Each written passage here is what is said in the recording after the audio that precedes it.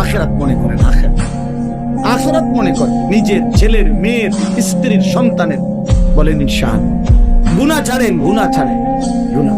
এবার রাত গভীরে এই আয়াতগুলোর অর্থ হইল আল্লাহ আমগরে বড় সান্ত্বনা দিছে, বান্দা গুনাহ বেশি হইছে, মন খারাপ করো। গুনাহ অনেক বেশি বাবা, বান্দা মন খারাপ করো না, আমি আছি না, আমার কাছে আইসো। গুনাহ যেই পরিমাণ হোক আমার থেকে হতাশ হইও না, আমি সব মাফ করব। এইটাই এই আয়াত।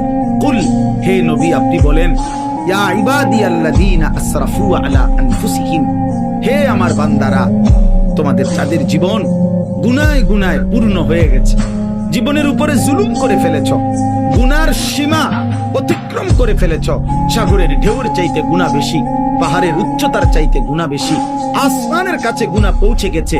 আল্লাহ বলেন, লা তাকনাতু মির রাহমাতিল্লাহ, আমি আল্লাহর রহমত থেকে নিরাশ হইও না। ইন্নাল্লাহা ইয়াগফিরুয যুনুবা জামিআ, নিশ্চয়ই তোমার আল্লাহ সব গুনাহ মাফ করে দিবে।